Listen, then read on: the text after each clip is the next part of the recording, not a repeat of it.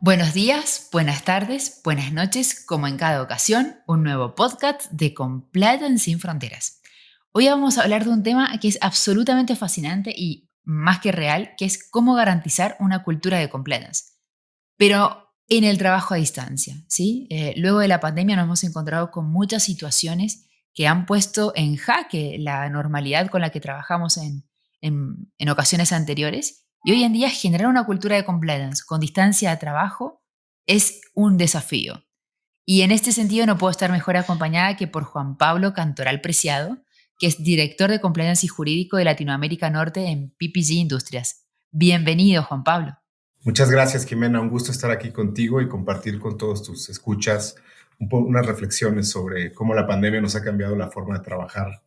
Digo, en general a todas las organizaciones, pero el compliance creo que es una de las que ha enfrentado retos importantes y que afortunadamente se han ido sorteando y qué bueno que podamos compartir un poco sobre ello. No, y ya de por sí es un reto generar una cultura de compliance en las organizaciones en Latinoamérica, mucho más teniendo en cuenta esta virtualidad, ¿no? Pero antes que nada, Juan Pablo, voy a presentarte a toda nuestra comunidad.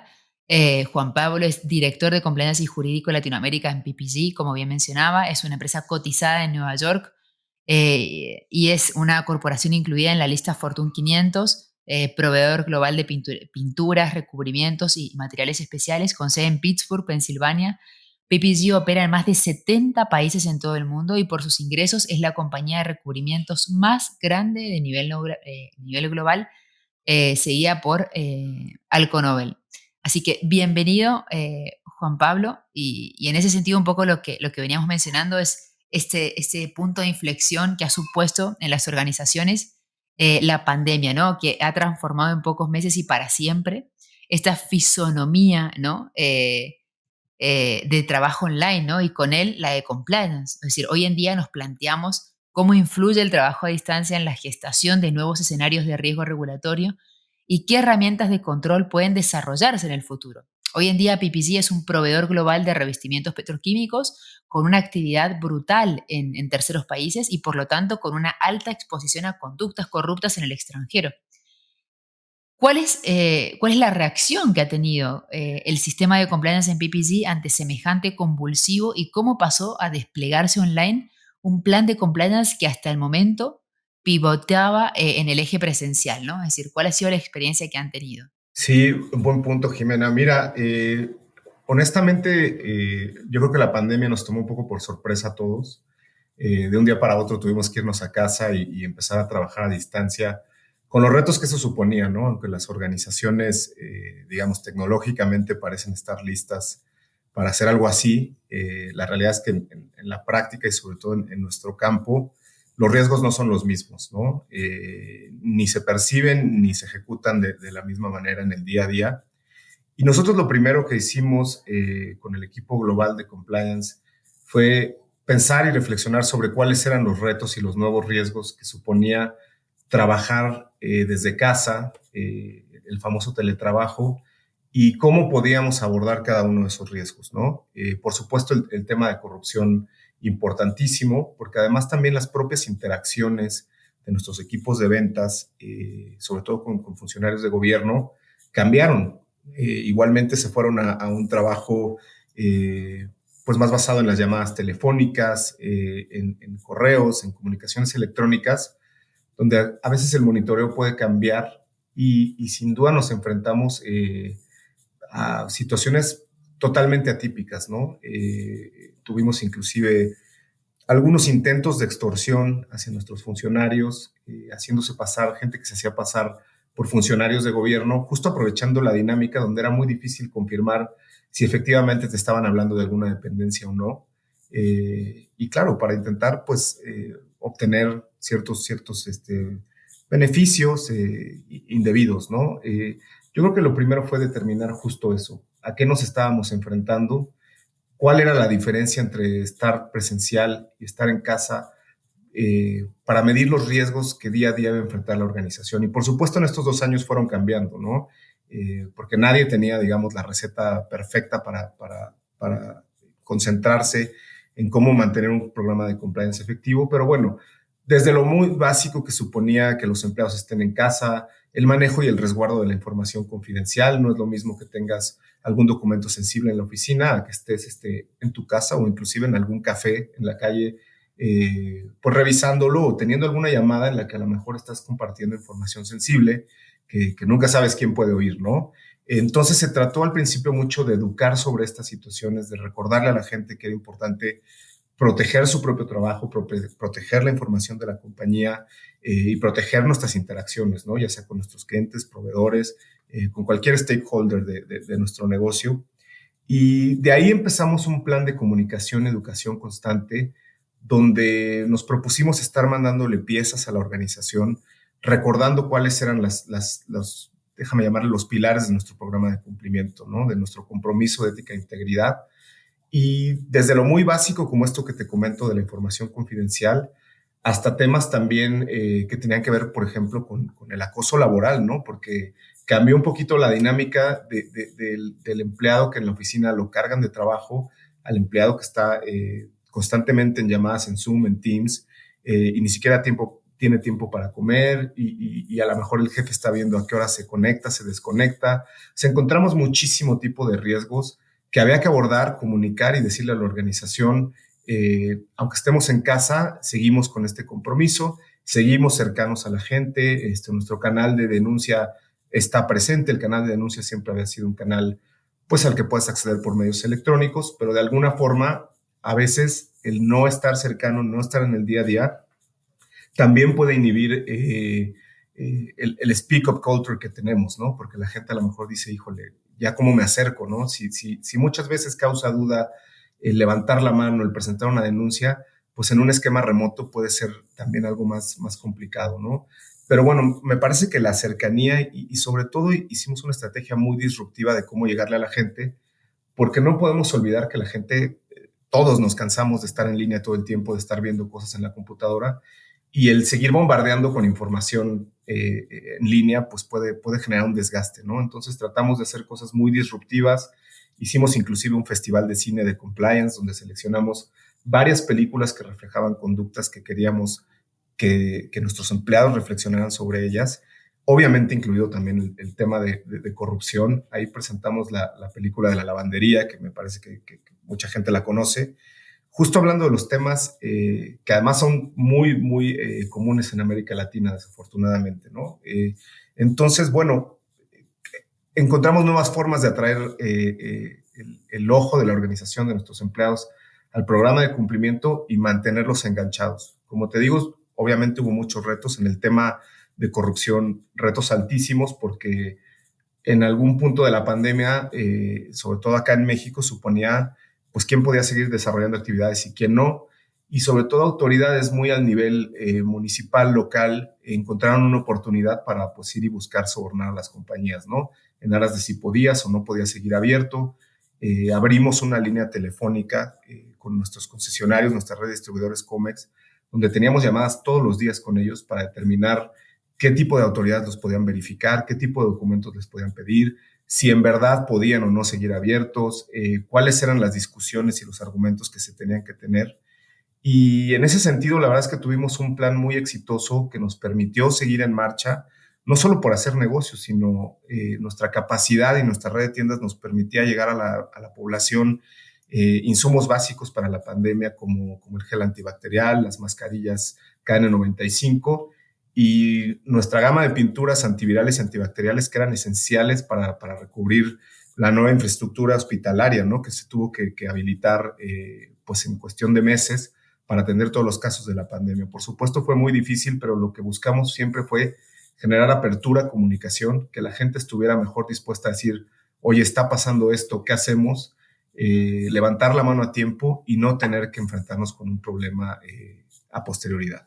Bueno, en ese punto, un poco lo que mencionabas, ¿no? Escuchándote esto de aprender sobre la marcha, ¿no? Me quedo con una de las frases de Sergey Brin, uno de los fundadores de Google, que había pedido que en todos los data centers de la compañía se instalase canastas de frutas a no más de 200 metros de cada empleado, ¿no? Para estimular la conversación espontánea entre los miembros de la compañía en momentos distendidos, como pausas de café, etcétera. Es decir, Google hoy en día es una compañía obsesionada por la productividad y aparentemente había observado que en las conversaciones informales alrededor de las fuentes de agua se gestaban grandes ideas de negocio por la magia del pensamiento lateral. Básicamente no tenemos en ese sentido cifras ni datos concretos, pero suponemos que por la misma regla de tres, en la era prepandemia, muchas buenas ideas creativas en materia de compliance y muchas identificaciones en parcelas de riesgo regulatorio pudieron gestarse, ¿no? Y desvelarse así también de este modo, fruto de estas conversaciones informales en las empresas entre departamentos aparentemente inconexos, ¿no? Ahora bien, la era más dura de la pandemia, todos debimos necesariamente circunscribirnos a Zoom, a reuniones de Teams, a Meet, etcétera. Y en ese punto, ¿qué precio hemos pagado en términos de pérdida de creatividad? En materia de compliance, ¿no? Fruto de esta falta de interacción informal que se daba en la era pre-pandemia y cómo podemos poner remedio desde las compañías y en particular desde PPG a esta interacción humana que es tan necesaria, ¿no? Sí, totalmente. Yo creo que eso es uno de los mayores retos que tuvimos, porque claro, en estas interacciones del día a día de café, o inclusive cuando terminas una junta, muchas veces te quedas platicando con una o dos personas, y en esas interacciones pueden salir muchísimas cosas y se pueden identificar muchos riesgos, ¿no? Porque la gente tiene inquietudes y se siente con mayor confianza de compartirlas y expresarlas en esa cercanía que supone una interacción presencial. Cuando estás en una llamada en Teams o Zoom, probablemente hay gente que inclusive por la propia timidez, pues ni siquiera abre el micrófono o levanta la mano, salvo cuando es necesario. Y eso reduce el que puedas escuchar muchas cosas que pueden estar pasando en la organización en todos los frentes que supone un programa de compliance, ¿no? En temas de diversidad e inclusión, de acoso laboral, de riesgos de corrupción, ahora sí que en cualquier campo, ¿no? Entonces, mira, nosotros lo que buscamos hacer fue tratar de mantenernos cercanos con la gente y no solo el equipo de compliance, sino la dirección general, para no perder esa sensibilidad del día a día. Por supuesto fue muy difícil, pero hicimos un programa de que llamábamos de conexiones en vivo, donde todo el equipo de liderazgo de la compañía se acercaba a la organización con temas de interés, desde cómo estaba la organización en el tema de salud, ¿no? Cómo nos estaba afectando la pandemia, cuántos casos había, cuántos colaboradores afectados, la marcha del negocio, cómo estaba la salud financiera del negocio, los planes a futuro y por supuesto también un tema central fue el tema de compliance, qué estaba pasando con los casos en la región, cómo se estaban atendiendo, qué riesgos estábamos detectando. Algo que nos resulta, la verdad, bastante increíble es que en estos últimos 2 años nuestro número de casos de acoso sexual subió, lo cual es complicado, ¿no? Porque tú supondrías que estando la gente en casa, ese tipo de casos de acoso en general tendrían que haber disminuido y en muchos casos se mantuvieron o subieron. Entonces había que entender qué estaba pasando y cómo estas interacciones habían cambiado de forma tal que seguían presentando situaciones contrarias a nuestro código de ética. Las conexiones y los foros creo que fueron un muy buen medio para conectarnos con la gente. Se permitía que la gente hiciera preguntas. Las preguntas que no se alcanzaban a atender en vivo se atendían, se revisaban y las respondía el área correspondiente para que la gente sintiera que seguía cercana a su equipo de liderazgo y que podíamos seguir teniendo ciertas interacciones que nos permitieran no perder ese plus de las que pasan en el día a día. Por supuesto fue difícil, pero como tú bien apuntas, la creatividad me parece que es esencial en cómo abordar estas cosas, sobre todo lo que decíamos hace un momento, ¿no? Para no cansar a la gente. La verdad es que creo que todos nos saturamos de la virtualidad y si no te mantienes fresco, disruptivo en cómo te acercas a las personas, corres el riesgo de que la gente ya no vea lo que mandas online, ya borre los correos en automático con información porque están saturados, ¿no? Y me parece que eso es algo muy normal. Pero bueno, sin dudas ha sido un reto al que nos seguimos enfrentando. No obstante que hoy estamos de vuelta, pues la gente ahora te demanda flexibilidad en los horarios, en el esquema de trabajo y tienes que seguir buscando medios para acercarte a ellos, mantenerte relevante y vigente con el mensaje que manejas. Entonces yo te diría que es un camino que sigue andando. Seguimos aprendiendo, intentando. Ha habido cosas que han sido muy exitosas, otras que no tanto, pero sí que como organización tienes que estar revisando constantemente el impacto que tienes en cómo te acercas a la gente y en base a ello escuchar a tu población, ¿no? Si no escuchas a tu población y no conectas con lo que ellos quieren oír y con la forma en la que se sienten enganchados, va a ser muy difícil que puedas continuar con un programa efectivo de compliance desde la distancia. Directamente vinculado a ello, ¿no? Un poco lo que venimos hablando, pasamos de 0 a 10, ¿no? Yo soy muy fan del equilibrio, ¿no? Y creo que pasar de una situación de excesiva presencialidad que teníamos a una excesiva virtualidad hace que de pronto muchos riesgos se generen sobre la mesa, ¿no? Y uno de ellos es el riesgo de ciberseguridad. Hoy en día conectamos a redes de Internet que no son las del trabajo, trabajamos en la nube y a partir de ahí el aumento de ciertos riesgos vinculados con la fuga de información, con el hacking, etcétera, está siendo una de las principales preocupaciones en las organizaciones, sobre todo en los directorios y en los consejos de administración. Y en este punto la tecnología es un aliado para estos temas, ¿no, Juan Pablo?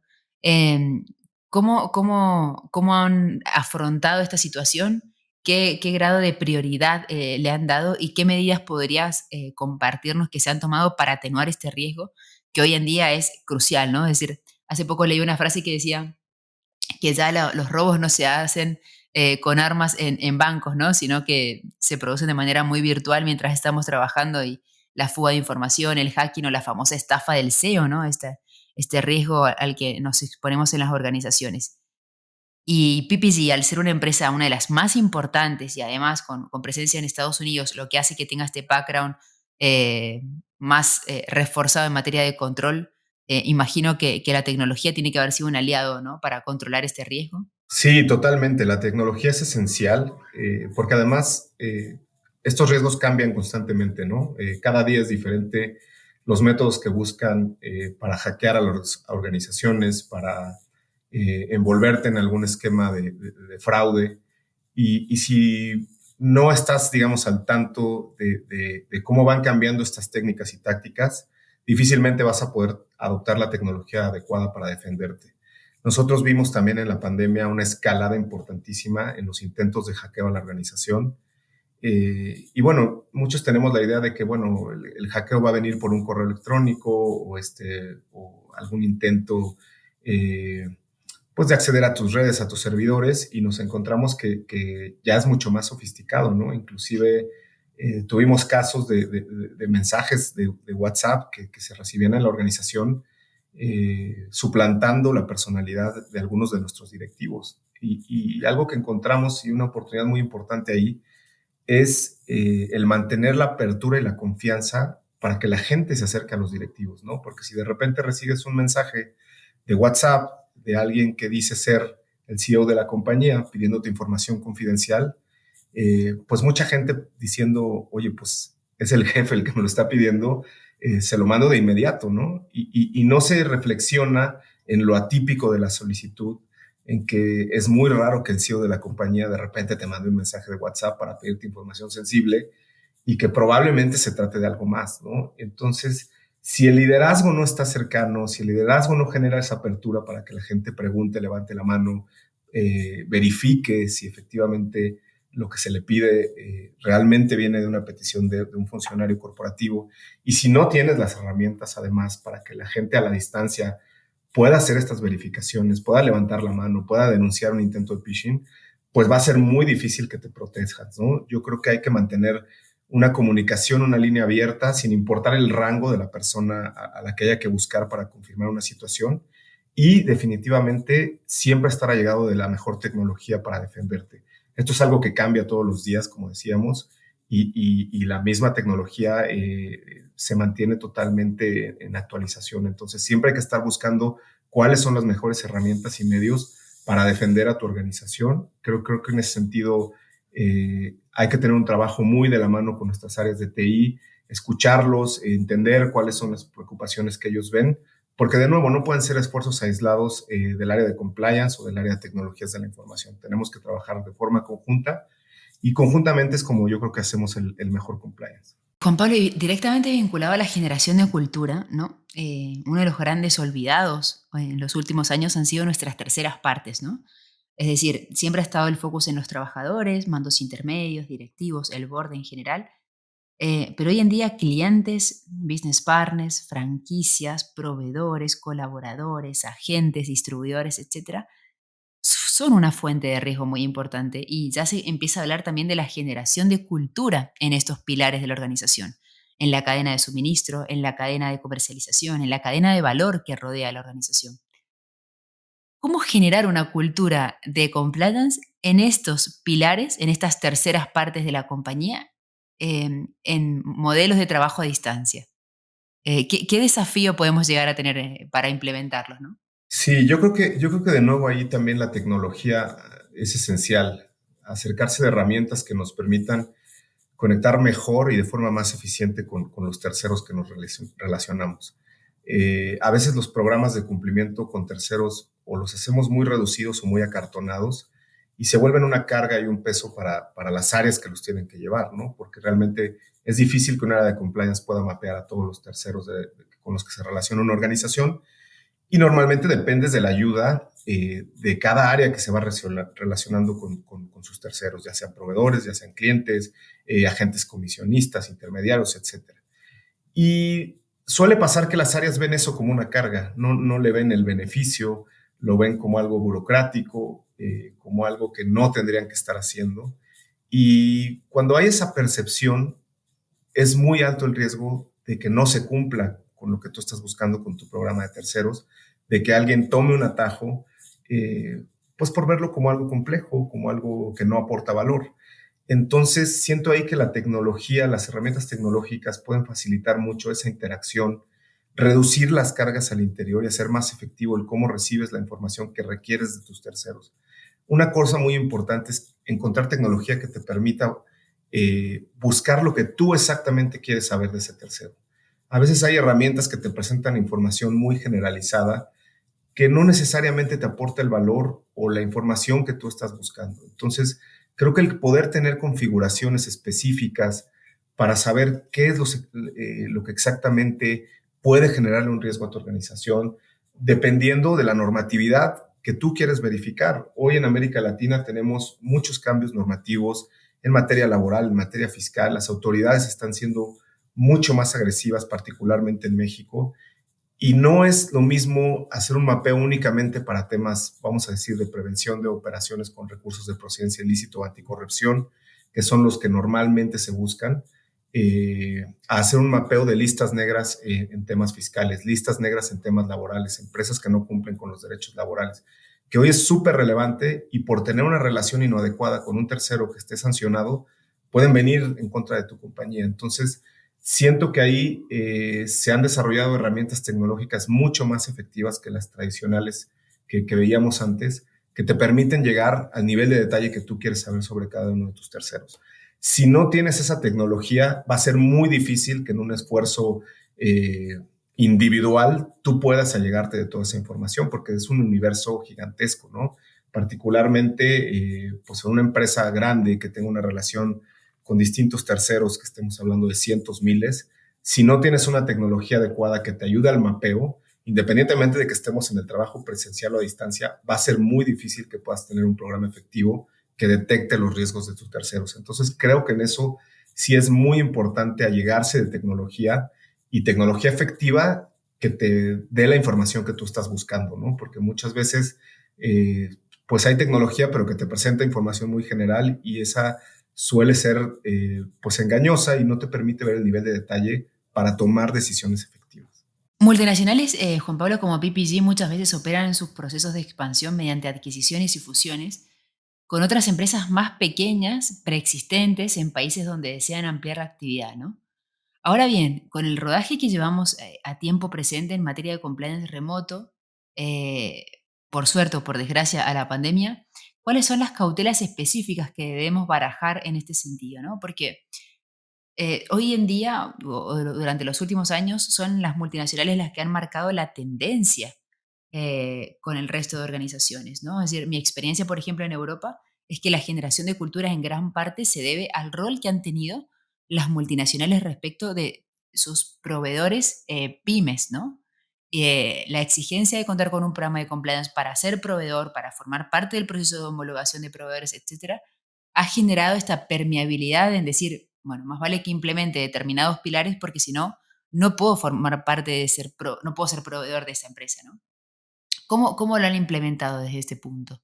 Sí, mira, ese es un muy buen punto. Yo creo que la actividad de M&A es una actividad que antes de la pandemia ya implicaba en sí mismo mucho trabajo virtual, conectarte a data rooms para revisar información, asegurarte que los posibles objetivos de adquisición o inclusive en una desinversión, pues no tuvieran un riesgo importante de compliance, por supuesto, ¿no? Es uno de los puntos esenciales que se revisan, entre otra documentación financiera, comercial, legal, de todo tipo de una organización.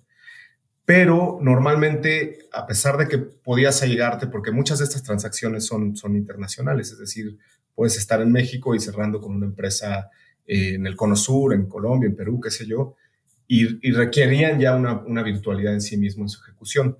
Sin embargo, normalmente venían acompañadas pues de algunas visitas a sitio, a plantas, a entrevistarte con algunos directivos seleccionados que te permiten tener una sensibilidad mayor de realmente dónde está esa organización que es un posible objetivo de adquisición.